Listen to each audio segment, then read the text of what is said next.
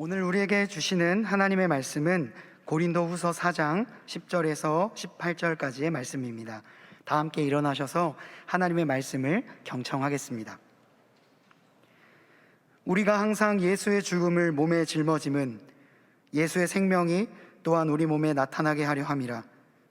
우리 살아있는 자가 항상 예수를 위하여 죽음에 넘겨짐은 예수의 생명이 또한 우리 죽을 육체에 나타나게 하려 함이라.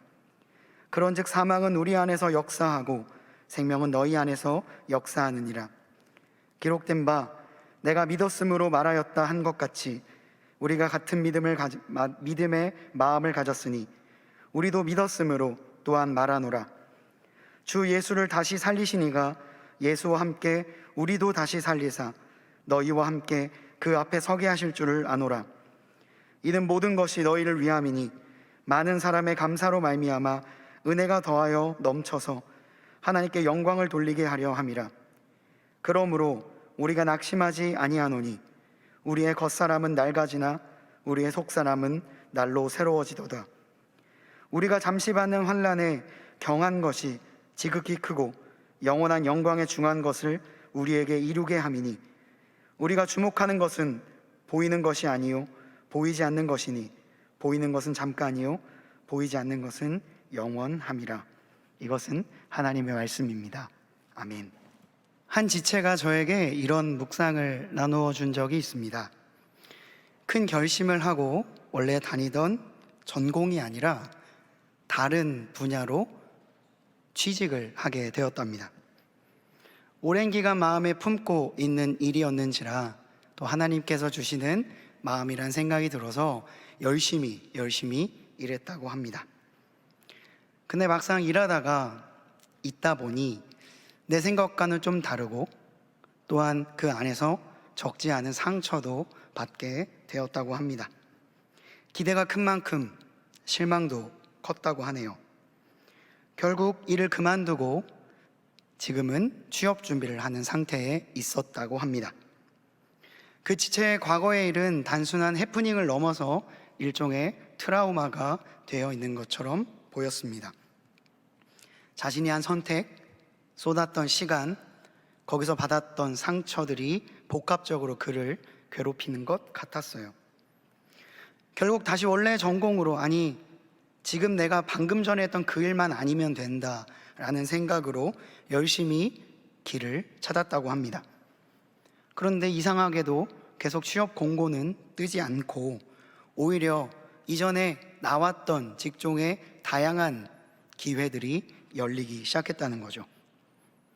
애써 이것을 외면하려고도 했고 그것을 볼 때마다 과거의 상처가 아마 떠올랐을 텐데 그래서 절대 선택하지 말아야지 라고 했는데요, 결국 다시 그 일을 선택하게 되었다는 이야기를 해주었습니다. 상처가 컸다는 건 그 일에 대한 자신의 기대와 걸고 있는 사랑의 마음이 그만큼 컸다는 것일지도 모르겠네요. 그리고 다시 그 일을 선택했다는 것은 하나님께서 주신 마음과 내 안의 비전을 다시 한번 확인하고자 하는 몸부림처럼 느껴졌습니다. 그 친구는 조금 두려워하는 것처럼 보였지만 저도 용기를 내어서 그 지체에게 이런 말을 해주었습니다. 기독교인의 치유는 놀랍게도 잘 이해가 되지는 않지만 트라우마와 전혀 상관없는 곳에서 일어나는 것이 아니라 그 트라우마의 자리에서부터 시작된다. 마치 예수님의 부활이 예수님이 죽으신 무덤에서 시작되었던 것처럼 말이지. 상처를 완전히 떼어내고 완전히 다른 것으로 교체하는 식으로 하나님의 치유는 이루어지지 않는 것 같아 보여. 지금 너의 그 자리에는 흉터가 남게 되겠지만 그것이 다시는 너에게는 트라우마가 되지 않을 수 있도록 하나님께서는 새로운 재해석을 해주실 거라 믿어. 그런 점에서 기독교인의 치유는 재개발 같은 느낌이 아니라 문화재를 복원하는 것 같은 느낌인 것 같습니다. 상처를 없애는 것이 아니라 더 이상 그 흉터를 보아도 이전과 같은 마음이 들지 않을 수 있도록, 그 흉터가 오히려 하나님의 은혜의 스티그마, 흔적으로 느껴질 수 있도록 교체시켜주는 방식으로 우리를 치유하신다고 생각이 듭니다. 여러분에게는 어떤 상처가 있으십니까? 그 누구에게도 말하지 못했던 상처가 있으십니까? 모든 상처를 다 일반화할 수는 없을 것입니다. 그러나 한 가지 분명한 것은 하나님을 믿고 따라가는 이들에게 하나님께서는 그 상처를 반드시 재해석시켜 주시는 시간이 존재할 거라는 겁니다.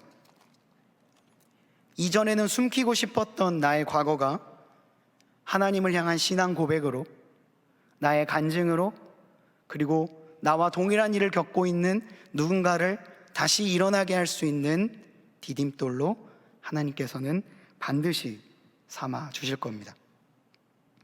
그런 점에서 그리스도인이란 절대로 실패하지 않는 사람들이 아니라 실패하더라도 다시 일어나고 몇 번이고 새롭게 다시 시작할 수 있는 사람들이라고 생각을 합니다. 예수님께서 그러셨던 것처럼 말이죠. 오스트리아의 철학자 빅토르 프랑클은 제2차 세계대전 당시에 아우슈비츠 수용소에서 형언할 수 없는 고통스러운 시간을 보냈습니다.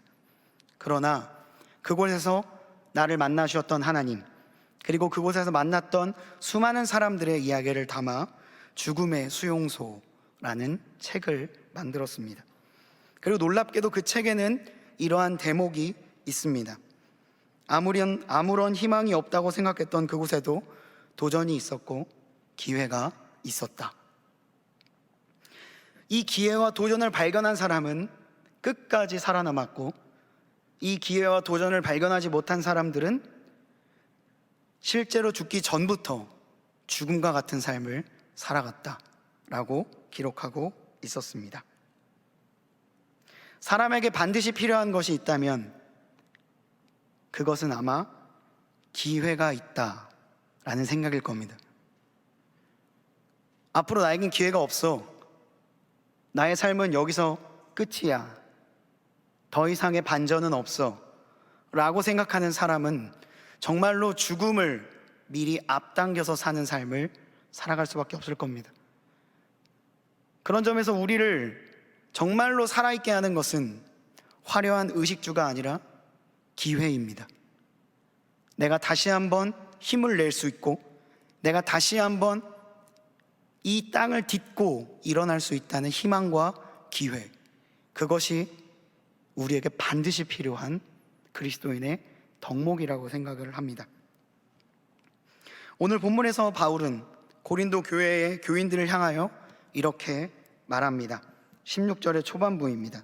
우리가 낙심하지 아니하노니. 다시 말해, 여러분 낙심하지 마십시오 라고 이야기를 하고 있는 것입니다. 이 말 안에는 크게 두 가지의 의미가 담겨 있을 겁니다. 첫째는 그 당시의 사람들에게 낙심할 만한 일들이 일어났다는 거죠. 바로 오늘 본문 앞에 8절과 9절에는 그리스도인이 되었다는 이유로, 그들이 예수님을 따라간다는 이유로 심한 박해와 두려움에 처할 일들이 발생했다는 것을 우리에게 알려주고 있습니다. 사방으로 우겨쌈을 당하고 답답한 일을 당하고 박해와 거꾸러뜨림을 당하는 일들을 그들이 경험하였습니다. 여러분, 조금만 누구에게 오해를 받아도 하루가 참 석연치가 않습니다. 그리고 누군가가 나를 싫어한다 라는 생각만 가져도 밤잠을 설치기도 하죠. 그런데 매를 맞고 누명을 쓰는 육체적인 박해와 정신적인 박해를 받게 된다면 얼마나 낙심하시겠습니까? 그들은 지금 낙심할 만한 일 가운데 있습니다. 그렇다면 두 번째, 낙심하지 마십시오 라고 하는 말의 의미는, 그런 일을 당한 사람들에게 목회자인 바울이 그들이 더 이상 낙심 가운데 있지 않을 수 있도록 하나님의 말씀을 들려주고 그들이 처한 상황을 재해석해 줄 필요를 느꼈다는 것을 알 수가 있을 것입니다. 오늘 이곳에 온 분들 가운데서도 혹시 금주에 낙심할 만한 일들이 있으셨습니까? 내 생각대로 일이 잘 안 되거나 어떤 방해로 인해 어떤 일이 멈춰 있거나 한계를 느끼고 도저히 못하겠다 이런 생각을 가지고 온 분이 있을지도 모르겠습니다. 또한 지푸라기라도 하나 잡는 심정으로 내 안에 있는 문제 그리고 나를 옥죄이고 있는 그 강한 사슬을 주님 끊어주십시오 라고 하는 간절한 마음으로 이 자리에 온 분도 있을지도 모르겠습니다. 언제서부터 꼬여있는지 모를 만큼 엉켜버린 실타래를 어떻게 풀어야 할지 모르는 마음의 상태를 가지고 온 분도 있겠죠. 그런 여러분들에게 오늘 바울은 그리고 고린도의 교인들을 향하여 애타는 마음으로 낙심을 딛고 다시 일어나야 한다라고 선포하고 있는 것입니다. 그렇다면 바울은 그리스도인이 낙심하지 않을 수 있는 이유를 무엇이라고 말을 했을까요? 오늘 본문 10절부터 그것이 기록되어 있습니다. 우리가 항상 예수의 죽음을 몸에 짊어짐은 예수의 생명이 우리 몸에 나타나게 하려 함이라. 예수의 죽음을 몸에 짊어졌답니다. 예수의 죽음을 몸에 짊어지고 살아간다는 거죠. 그런데 이것이 단순히 예수님이 죽었구나 라고 하는 그 고통스러운 마음만 갖고 살려고 짊어지는 것이 아니라는 겁니다. 자신이 짊어진 그 죽음의 자리를 하나님께서 부활의 자리로 바꿔주셨다는 것을 기억한다는 거죠. 예수 그리스도의 죽음을 짊어진다는 것은 그 죽음의 땅에서 피어난 부활이라는 꽃을 기억한다는 의미입니다. 예수의 부활이 우리에게 주는 메시지는 다른 것이 아닙니다. 끝나지 않았다. 다시 일어날 수 있다. 내가 그러했으니 너희도 그러할 수 있다. 그 메시지를 짊어지고 산다는 겁니다. 그래서 바울은 이렇게 다시 한번 말하고 있습니다. 14절에서 15절까지의 말씀입니다. 주 예수를 다시 살리시니가 예수와 함께 우리도 다시 살리사 너희와 함께 그 앞에서 서게 하실 줄을 아노라. 이 모든 것이 너희를 위함이니. 예수 그리스도께서 십자가에 달려 죽으시고 부활하신 것은 자기 자신뿐만이 아니라 그 사실을 믿는 모든 이들을 위한 것이라 라고 말하고 있습니다. 즉 주님은 우리를 구원하시기 위해 십자가에 달려 돌아가셨고 그리고 우리에게 희망을 주시기 위해 십자가에서 부활하셨다는 겁니다. 그러한 주님이시기 때문에 주님을 믿는 우리도 주님처럼 다시 살아날 것이고 그 주님이 우리에게 다시 한번 기회를 주신다라고 사도 바울은 이야기하고 있는 겁니다. 저는 중학교 때 그리스도인이 되었습니다. 그리고 지금에 이르기까지 1세대 신앙인으로서 가족들의 구원을 위해서 기도하며 지금까지 왔습니다. 그 시간을 어떻게 다 설명할 수 있겠습니까? 근데 한 가지 사건이 있어서 여러분들과 함께 공유하고자 합니다. 저의 치부이지만 그래도 하나님께서는 이 치부를 재해석하게 해주셨기 때문이죠. 지난 월요일에 저는 제가 유년 시절을 보냈던 성남이라고 하는 도시의 한 동네에 부모님께서 운영하시던 속옷가게 공사 현장에 가 있었습니다. 한동안 먹먹하게 원래 하나였던 가게를 반으로 나누는 공사였는데요. 부모님한테 이렇게 물었습니다. 엄마, 우리 속옷 장사한 지 얼마 됐더라? 그러자 부모님이 28년쯤 됐지 라고 말했습니다. 와, 진짜 오래 했구나. 사람의 인생이 참 알다가도 모르겠어. 참 감개무량하고 감격적인 순간이야. 참 고생 많으셨습니다. 이런 이야기를 나누었습니다. 저는 27살에 결혼을 했는데요. 결혼하여 분가하기 전까지 유치원 때부터 27살까지 그 가게 위에 있는 작은 집에서 살았습니다. 약간 중위층 형태의 집이어서 층고가 높지 않았어요. 좋은 점은 제가 키가 작은지 모르고 살았다는 겁니다. 그 작은 집에서 굉장히 여러 일들을 함께 공유하면서 살았습니다. 매일 속옷 가게를 지나 학교에 갔고 셔터를 내리고 작은 집에서 잠에 들었습니다. 저희 부모님은 업종을 말씀 안 해드렸네요. 속옷을 파십니다. 속옷을 28년째 팔고 계십니다. 저는 저의 초등학생, 중학생, 고등학생, 대학생 시절을 그 가게와 집에서 지냈습니다. 하루에 한 끼 정도는 집에서 함께 가게에서 먹었고요. 부모님이 부재하실 때에는 속옷 가게를 지키기도 했습니다. 가끔 취객이 들어오면 대응하기도 하고 밤 11시, 12시까지 속옷을 부모님과 함께 팔았습니다. 놀랍게도 그 많은 속옷들을 앞에 두고 인생의 중대한 결정을 하기도 했습니다. 저 결혼할 거예요. 이런 말들을 했다는 거죠. 저 아이가 생겼어요. 이런 이야기들을 속옷 앞에서 했습니다. 이 작은 가게에서 네 가족, 4명의 가족이 참 울기도 많이 울고 웃기도 많이 웃었습니다. 이제 제 딸 하민이는 속옷 박스와 행거에서 놉니다. 속옷 박스를 연결해서 컴퓨터를 만들기도 하고요. 행거를 왔다 갔다 거리면서 숨바꼭질을 하기도 합니다. 통유리로 만들어진 속옷 가게, 이곳에서 제 삶은 형성되었고 다져졌습니다. 안타깝게도 이것이 저에게 자부심으로 다가온 것은 그리 오래되지 않았습니다. 제가 직접 신학교에 가기 위해서 1년간 속옷을 판 적이 있습니다. 놀랍게도 나중에 와서 안 것은 제가 이 근방에서도 속옷을 팔았더라고요. 마트, 노점에서 속옷을 팔았습니다. 소리를 치며 우유 박스에 올라가서 사람들에게 속옷을 팔았어요. 그때 느낄 수 있었습니다. 속옷 한 장 파는 것은 절대 쉬운 일이 아니고 우리 부모님이 이렇게 나를 키웠구나. 사람들의 약간 이상한 시선도 많이 느끼곤 했습니다. 그리고 약간의 무시한 듯한 시선도 많이 느낄 수 있었습니다. 속옷을 파는 1년간 제가 깨달은 것은 부모님이 나를 얼마나 고생하면서 키워오셨는지, 그리고 얼마나 많은 시간을 견디며 살아내며 여기까지 왔는지를 알 수 있었고요. 또 하나는 제 안에 상처가 있다는 것을 알게 되었습니다. 잘 몰랐는데 상처가 있더군요. 어릴 적 밥을 먹을 때 사람들이 통유리로 저를 지켜보고 있었습니다.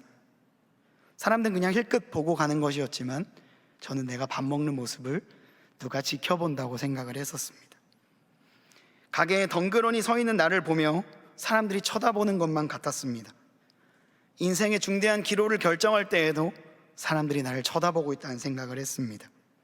내가 울고 있을 때, 웃고 있을 때, 무표정으로 있을 때 사람들이 나를 쳐다보고 있다는 생각을 하며 유년 시절을 보냈습니다.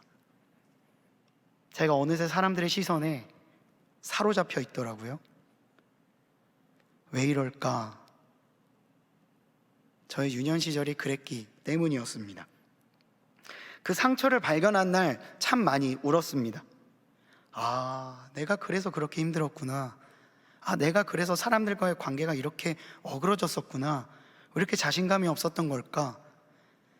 살아왔던 시간과 그때 받았던 상처와 그러면서 동시에 이 부모님의 직업을 이해하는 그 복합적인 감정이 제 안에서 막 섞이기 시작했고 그날 참 많이 울었습니다. 근데 참 신기하게도요, 그 눈물이 저를 위로해 주는 것 같더군요. 유년 시절 부끄러움을 간직하며 살아왔던 저에게 부모님을 이해하는 마음을 부어주시고, 그리고 그 긴 시간 동안 속옷을 팔아왔던 부모님의 끈기와 꿋꿋함에 놀라게 되며, 그리고 이 속옷 가게라고 하는 장소와 우리 가족의 상징이라고 할 수 있는 이 속옷이 더 이상 수치스럽게 느껴지지 않는 하나님이 부어주신 마음이 있다는 것을 발견하게 된 그 순간, 제 모든 상처가 사라지는 것을 느꼈습니다. 아, 우리 부모님 참 자랑스러운 분이구나. 나도 참 좋은 환경에서 자랐구나.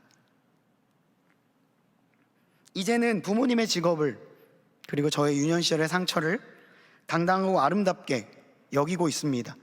왜냐하면 그것은 더 이상 저에게 트라우마가 아니기 때문이죠.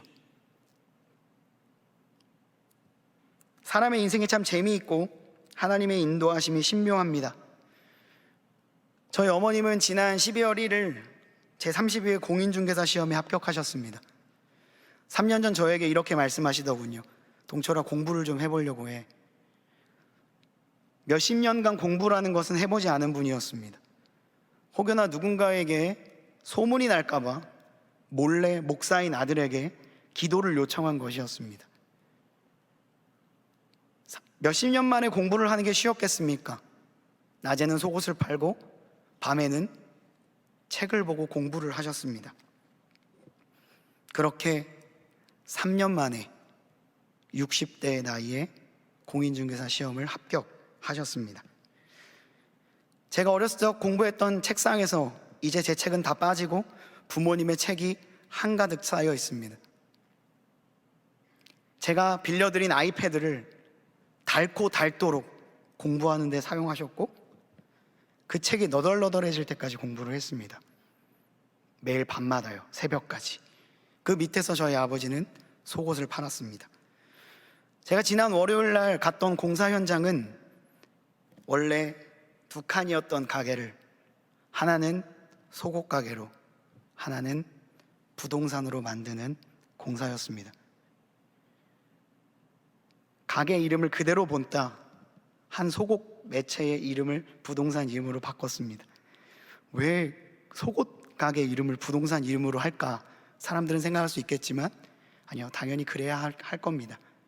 이 자리는 이 속옷이 만들어준 자리이기 때문이죠. 저는 그 부모님의 재해석에 되는 사건을 보며 오늘 본문 말씀이 떠올랐습니다. 아, 우리의 상처의 자리를 하나님은 있는 그대로 가만히 두지 않으시는구나. 그 자리에서 발버둥치며 살아온 삶을 존중하시는구나. 그리고 또한 우리의 삶에도 동일한 기회를 주시는구나. 중요한 것은 그것을 발견하는 것이겠구나. 이런 생각을 하게 되었습니다.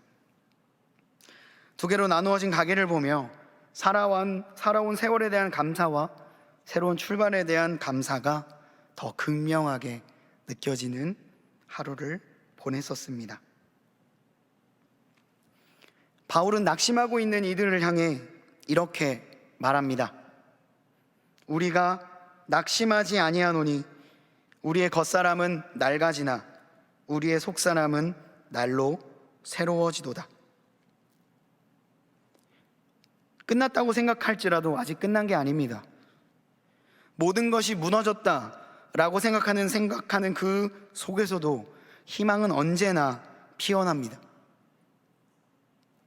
트라우마 위에도 새로운 삶을 피워내 주시는 분이 바로 주님이시기 때문입니다. 우리의 인생이 점점 죽음을 향해 갈지라도 우리의 속사람은 날로 새롭게, 날로 새로운 기회를 부어주시는 분이 우리가 믿는 하나님이십니다. 그 하나님이 저의 하나님이고 여러분의 하나님입니다. 연초에 새내기셀의 한 프로그램으로 인생 그래프를 그리는 시간이 있었습니다. 사진으로 보는 게 제 인생 그래프입니다. 다사다난합니다. 막 이런 거를 다 그려가지고요, 우리 새내기 친구들은 아마 기억할 겁니다. 이 그래프를 그렸던 걸요. 자신이 살아온 인생을, 그리고 신앙을 그래프로 그려보고 이후에 나의 인생이 어떻게 될 것인가 라는 것을 그래프로 그려보는 시간이었어요. 그 가운데에서 정말 가슴이 뭉클했던 한 지체, 그리고 또 한 지체의 이야기가 있어서 좀 전달해 드리려고 합니다. 셀로 나누어져서 연합회 지체들이 리더로 들어가서 그래프를 그렸습니다. 한 지체가 그래프를 그렸는데 중간 정도에서 시작한 그래프가 지금에 오기까지 한 번의 올라감도 없이 아래로 쭉 내려오고 있었습니다. 현재까지는 바닥인 거죠. 그럼 나의 인생이 앞으로 어떻게 될 것인가? 라는 그래프를 그리라고 했더니 그냥 일직선으로 쭉 그었습니다. 나의 인생이 지금까지 계속해서 아래로 내려오고 있고, 그러다 성인이 된 지금 앞으로 나의 인생은 계속해서 지금과 같을 것이다 라고 그래프를 그린 거죠. 인생의 무게가 그를 누르고 있습니다. 살아온 세월이 그에겐 슬픔이고 앞으로의 삶은 변화가 없이 그와 동일할 것이라는 두려움이 그 친구에게 있었던 겁니다. 네, 그 친구 옆에 또 다른 친구가 한 명 있었습니다. 그 친구의 그래프를 유심히 보더니 이렇게 말했답니다. 아니야 라고 얘기했답니다. 그 그래프를 보고 아니야 라고 얘기했다는 거죠. 그리고 펜을 들고 그 친구의 그래프에 이렇게 그렸습니다. 여러분, 이 선 하나가 의미하고 있는 바가 얼마나 놀라운지 아십니까? 나는 인생의 그래프를 이렇게 그렸지만 친구가 펜을 들어 아니야 라고 얘기하더니 그래프를 이렇게 그려주었습니다. 03 또래 새내기 수준이 이 정도입니다. 여러분, 그 선은 그 친구가 지금까지 살아온 인생을 향한 위로이자 너의 인생은 앞으로 다를 거야 라고 하는 선언과도 같았습니다. 수많은 설교보다, 화려한 연설보다 그 선 하나가 훨씬 더 위대했습니다. 하나님의 함께 하심을 기대하며 뻗어내는 신앙의 도약이었고, 그 친구의 인생을 함께 걸어가겠다고 하는 약속의 표현이었습니다. 그 친구가 이 자리에 앉아 있을 거예요. 정말 멋진 친구라고 생각을 했습니다. 여러분의 인생의 그래프는 어떠합니까? 한번 마음속으로 그려보시죠. 지금까지 나의 인생은 어떠했습니까? 그리고 나의 앞으로 인생은 어떻게 흘러가겠습니까? 마음에 드십니까? 아니면 후회와 낙심으로만 가득하십니까? 그렇다면 앞으로의 모습은 어떠하겠습니까? 지금과 똑같은, 아니 지금도 충분히 바닥이라고 생각하는데 앞으로 더 깊은 바닥이 열릴 것 같은 느낌이십니까? 지난날의 실수, 어제의 실수의 반복, 그것으로 인하여서 나의 인생이 전혀 변함없이 앞으로도 계속 바닥으로 내려갈 것이라고 생각하십니까? 단언컨대 아닙니다. 절대로 아닙니다. 그렇지 않습니다. 죽음의 수용소에도 기회와 도전이 있었다고 했습니다. 0.1%의 가능성이 존재한다면 그 0.1%도 가능성인 것입니다. 32회 공인중개사 60대 합격률은 0.3%였습니다. 0.3%도 가능성이 있는 겁니다. 우리의 삶에도 기회는 있고 도전이 있고 희망이 있습니다. 우리의 겉사람은 점점 낡아질 것입니다. 하지만 우리의 속사람은 주님 안에서 날로 새로워질 것입니다. 이것은 자기 암시도 주문도 아닙니다. 예수 그리스도께서 우리의 삶에 선물해 주시고자 친히 먼저 걸어가신 길이요, 그 죽음을 짊어진 사람에게 주시는 하나님의 선물인 것입니다. 그래서 바울은 오늘 본문 마지막에 이렇게 고백합니다. 우리가 주목하는 것은 보이는 것이 아니요 보이지 않는 것이니 보이는 것은 잠깐이요 보이지 않는 것은 영원함이라. 네, 우리는 다시 일어날 수 있고 보이지 않지만 우리에게는 오늘도 기회가 주어지고 있습니다. 저에게 2, 3일마다 한 번씩, 아니면은 때로는 한 주에 한 번씩 힘내세요 라는 4가지 단어를 보내주는 형제가 있습니다. 길게 말하지도 않습니다.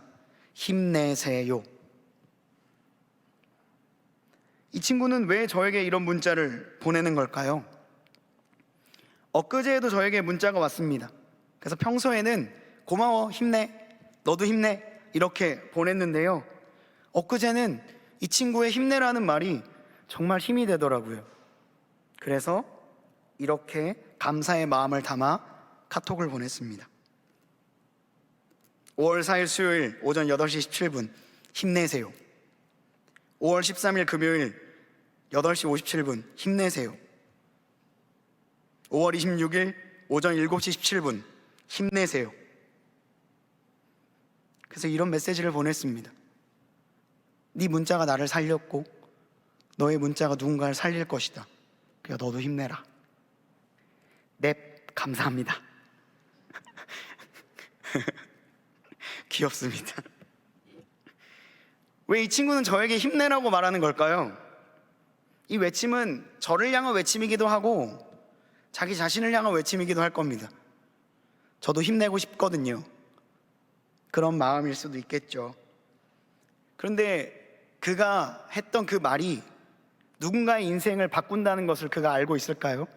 모르더라도 분명히 그 말이 저를 살리고 있음을 저는 확신할 수 있습니다. 그 친구는 아침마다 저에게 희망을 선물하고 있는 겁니다. 힘내십시오. 힘내십시오. 오늘 하루도 힘내십시오. 제가 살고 있는 하루에 의미를 부여하고 인생의 생기를 불어넣고 있었다는 것을 그 친구의 문자를 통해 발견할 수 있었습니다.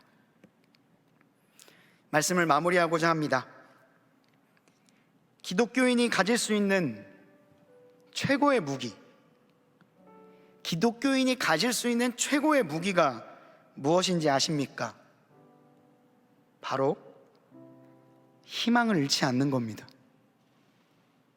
세상 사람들이 다 부질없다, 그 어떤 기회도 희망도 존재하지 않는다, 우리의 삶은 그냥 끝도 없이 디스토피아를 향해 흘러가고 있을 뿐이다,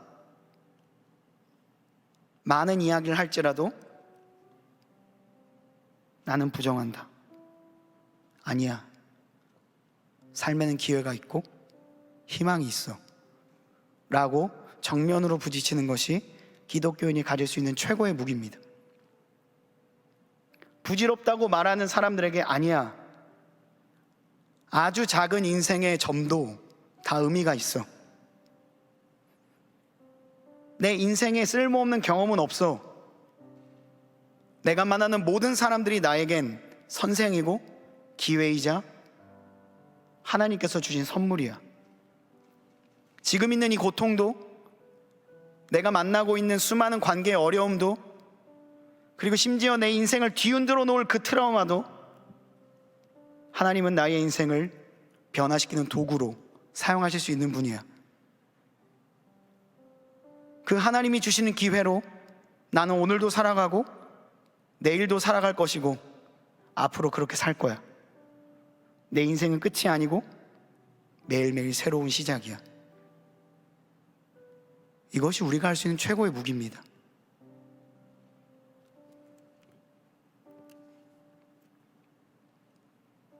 이를 성경은 믿음이라는 단어로 표현합니다.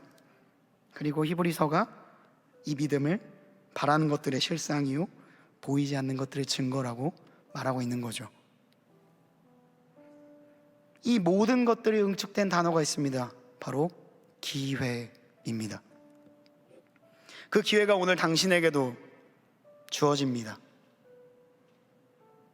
다시 한번 일어날 수 있는 힘을 주님이 주십니다.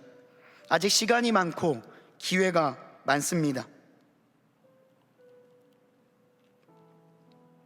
이번 주 여러분이 경험한 실패가 여러분에 대한 영원한 평가가 아닙니다. 지난 시간의 실수가 당신의 삶을 결정짓지 않습니다. 어렸을 적의 트라우마, 그 학습된 무기력이 여러분이 아닙니다.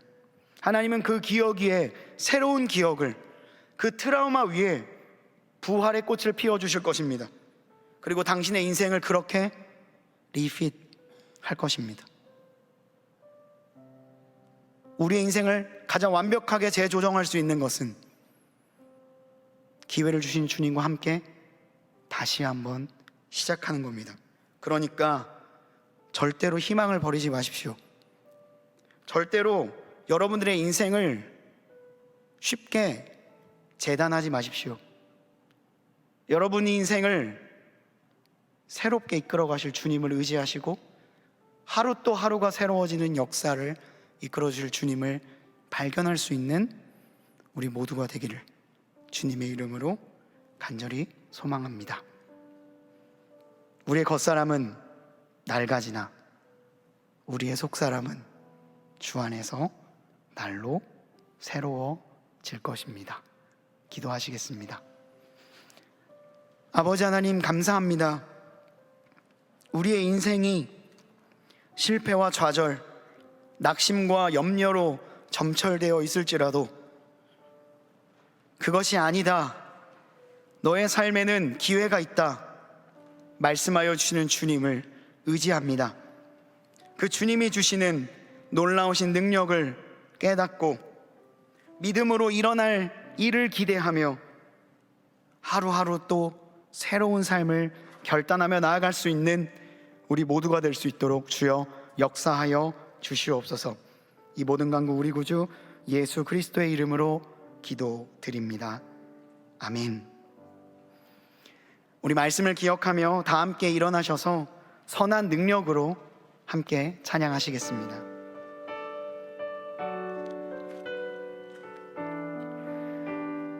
우리 1절과 4절을 찬양하도록 하겠습니다. 그 선하님의 고요히 감싸요. 그 선하님의 고요히 감싸요. 그 놀라운 평화를 누리며 나 그대들과 함께 걸어가네. 나 그대들과 하늘을 여네. 그 선하님이 우릴 감싸시니 믿음으로 일어나리 기대하네. 주 언제나 우리와 함께 계셔. 하루 또 하루가 늘 새로워. 이 고요함이 깊이 번져갈 때 저 가슴 벅찬 노래 들리네. 다시 하나가 되게 이끄소서. 당신의 빛이 빛나는 이 밤. 그 선하님이 우릴 감싸시니 믿음으로 일어나리 기대하네. 주 언제나 우리와 함께 계셔. 하루 또 하루가 늘 새로워. 우리 함께 기도하길 원합니다. 우리의 삶이 날로 낡아질지라도 우리의 속사람을 매일 새롭게 하실 주님을 기대합니다. 그 주님을 통하여서 나의 삶에 새로운 기회가 찾아옴을 믿습니다. 주여, 나에게 말씀하여 주시고 나의 삶을 완전히 리핏할 수 있도록 주여 함께하여 달라고 이 시간 간절한 마음으로 기도하며 나아가도록 하겠습니다. 기도합니다. 아버지 하나님, 우리의 삶 가운데 찾아오는 수많은 문제들을 압니다. 그럼에도 불구하고 주님이 우리의 삶을 새롭게 재해석해 주실 것을 믿습니다. 그 선하님이 우리를 감싸해 그 놀라운 능력이 우리에게 새로운 기회를 부어주심을 믿습니다. 우리의 삶 가운데 찾아오는 수많은 문제들을 주님의 삶 가운데 새롭게 해석할 수 있는 그런 마음을 우리에게 허락하여 주시옵소서. 나의 인생의 그래프를 수정시켜 주실 주님, 그 주님을 온전히 바라며 나아갈 수 있도록 주님 함께하여 주시옵소서. 하나님 아버지, 우리의 지금까지의 삶을 온전히 주님 앞에 맡겨드립니다. 나의 삶 가운데에 새로운 기회를 주실 주님, 다시 일어날 힘을 주실 주님, 그 주님을 발견하고 그 주님과 함께 동행할 수 있는 우리 지체들 될 수 있도록 주여 함께하여 주시옵소서. 주님이 언제나 우리와 함께 계심을 믿습니다. 우리가 주님 안에서 완전히 새로운 삶을 살아갈 수 있도록 주여 함께하여 주시옵소서. 우리의 마음을 담아 이 시간 다시 한번 힘차게 주님을 찬양하길 원합니다. 그 선하님이 우리를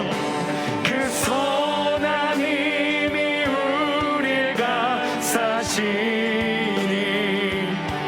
믿음으로 일어나리 기대하네.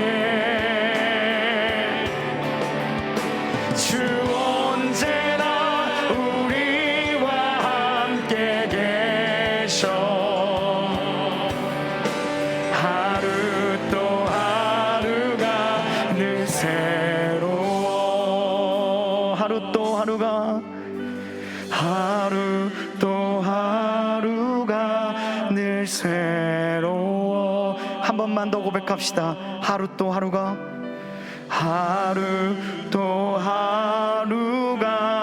늘 새로워.